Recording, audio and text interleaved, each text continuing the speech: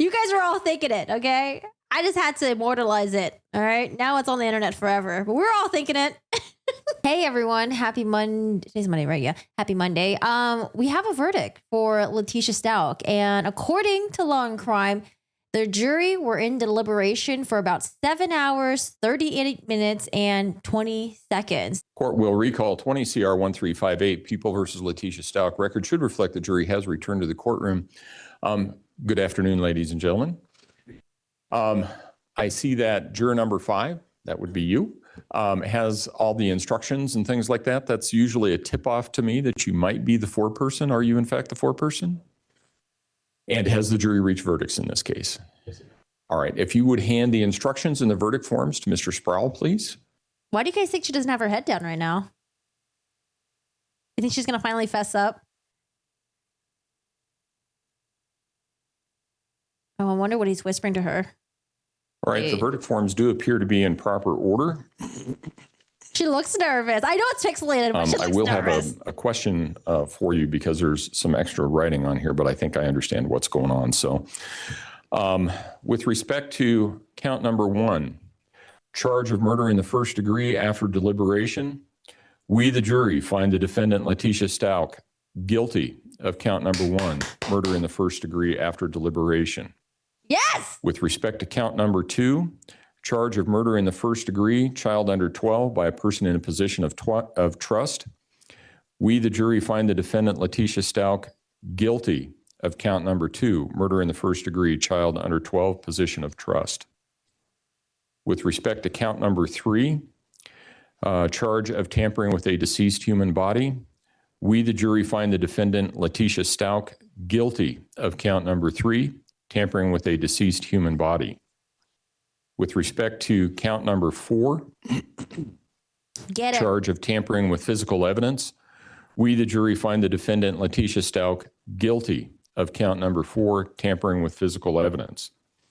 I wanted to ask the jury, or actually the foreperson, there is some extra writing on here with respect to question number 1. There's a cross through and some initials. They're so happy back there. And then on part B, there's also a cross through with initials. Was that signifying that you were not answering that and you intended to answer guilty as to that charge? Yes, sir. All right. And is that what you intended with all of the other verdict forms? Yes, sir. All right. With that, does either side wish to have the jury poll the prosecution? Yes, Your Honor. All right. What this means is that this is a process that is sometimes requested by the attorneys following a verdict to make sure that everybody has agreed on all parts of it. So I'll go down the row, starting in the back. Juror number 1, is this and are these your verdicts? Juror number 2, is this and are these your verdicts? Juror number 3, is this and are these your verdicts? Juror number 4, is this and are these your verdicts?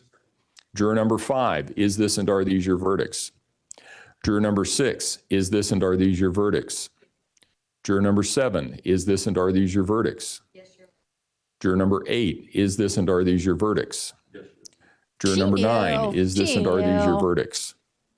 Juror number 10, is this and are these your verdicts? Juror number 11, is this and are these your verdicts? Juror number 12, is this and are these your verdicts? Ain't no one buying your bullshit, Maria. Get out of here. Oh my gosh, thank God. Oh, did I turn my camera off? I want to thank all of you Where'd my camera go? for your service.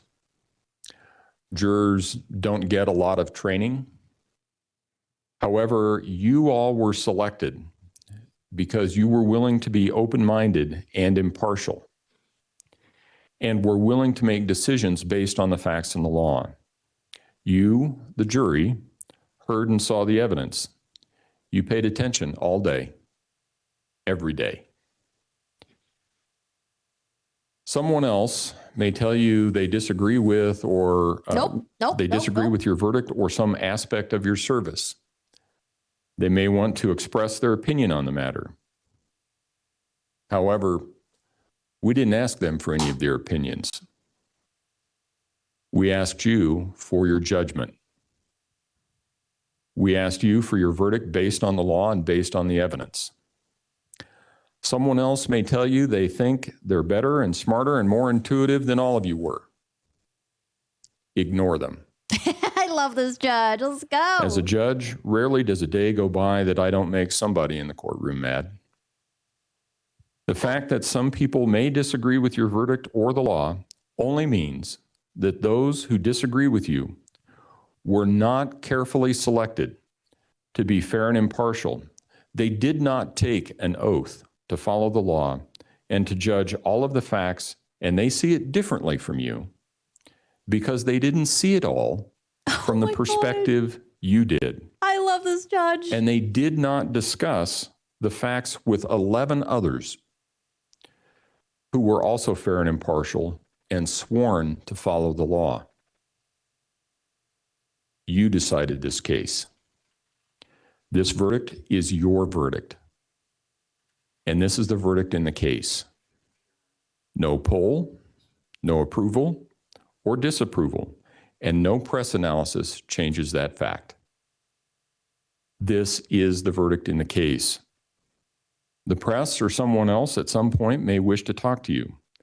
We live in a world of exceptional voyeurism in reality TV, and this is about as real as it gets. They may try to dissect the evidence, your thought process, and your decision. It's a free country. Anyone can ask you anything about your verdict. You can answer if you choose. They can also, however, respect your privacy and allow you to contact them only if you want to talk to them. And if you don't want to, you don't have to talk to anyone about your verdict. If you do talk with someone, you can tell them as little or as much as you like. Someone may even ask you to give an affidavit regarding some aspect of your jury service. You're free to give an affidavit. You're free to decline to give an affidavit. That is a personal decision you are entitled to make. If anyone continues to talk to you after you have told them you do not want to speak about the matter or becomes critical of you or your jury service, please report that incident to me. Again, I want to thank you very much for your service. Without honest people of our community serving on jurors, we cannot secure the right to a jury trial in this country. And it's a very valuable and a very important right. I want to leave you with some language from a case that was decided by the United States Supreme Court in Louisiana versus Duncan. In that case, an individual was denied the right to a jury by trial, or a trial by jury, sorry. And that case went all the way up to the United States Supreme Court. And the Supreme Court sent it back to the state of Louisiana. And it said, you need to give this man what the Constitution requires, which is a trial by jury. And when it sent the case back to Louisiana, it said, we believe that trial by jury is fundamental to the American scheme of justice. Trial by jury is more than an instrument of justice and more than one wheel of the Constitution. It is the lamp that shows that freedom lives. Without your dedication and sacrifice, that lamp would not shine as brightly as it does. So I truly thank you for your service. You are now discharged with the thanks of the court. And for the last time, all rise for the jury, please. Oh, you know how to rise for the jury, LETECIA. Well. Guilty. Hi, KK.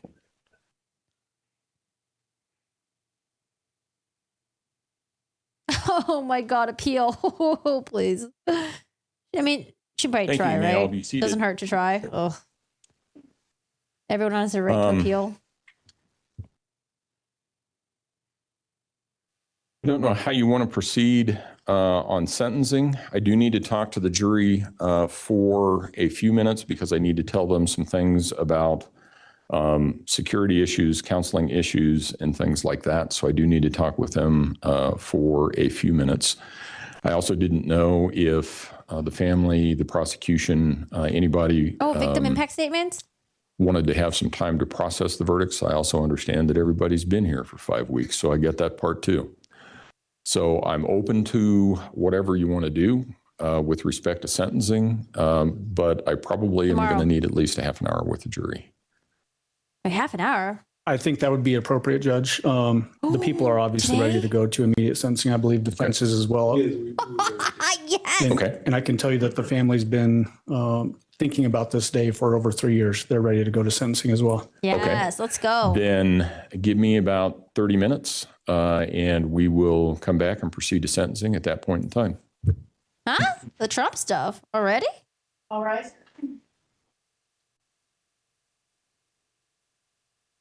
Wait, so what is he going to do with the jury? He's just going to talk with them? I need to use the bathroom. Leticia's like, I'm sitting down. I'm constipated.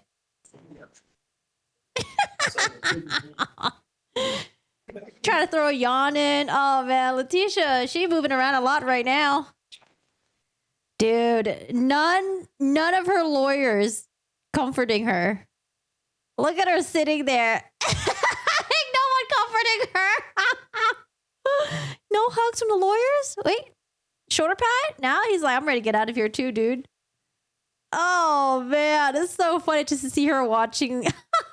She's trying to keep herself busy. You know, when you're like at an awkward party, you're just like, don't want to just sit there. So you try to keep yourself busy. Let me drink some water. Man, let me just stretch it out a little bit. Man, this, oh, God. Dude, I'm so glad she's going to go away for a very long time. I think she knew. You know, I think she did everything she can to try to get out of it. But I think at the end of the day, she knew she was screwed. I don't think she had a chance of beating it. Like Murdoch, for example, I think he truly thought that he had a chance of beating it when the trial was happening. I think Leticia, you know, she did a Hail Mary. And she probably knew that people weren't buying it. She was hoping people would buy it. Oh, you know, she's got a tough 40 years ahead of her. Yeah, if you guys haven't seen it yet, we found a written complaint that Leticia wrote about the prison that she's at. She was like complaining about how she wasn't given proper medication to treat her constipation. She hadn't pooped in like 11 to 15 days or something. She was complaining about not receiving proper kosher food, and she was like starving and she was hungry, and they rescinded her kosher food. And she was like, well, it's because I had nothing else to eat. And I was like, I don't know. They said that like she was like sneaking in non-kosher food. And she was like, well, I had to eat something. I don't know. And then she was complaining about, what was the other thing? She fell off the top bunk, got her head knocked around, and she was complaining about not getting proper care for that. Yeah, she tried to sue the prison. A little lawsuit going on right now. Yeah, that's crazy. We're going to get sentencing in 30 minutes. Oh.